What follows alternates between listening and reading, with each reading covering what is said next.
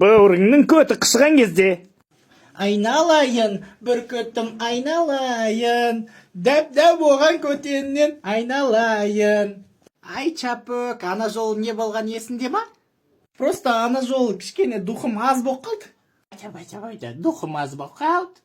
Не, қазір көп болып тұр ма не? Иә, потолок жарып тез кетейін деп тұр ғой. Мен өлең шығардым ғой. Әй, бүркіттер не десе де о десін, босқа болай көтагімді жемесін.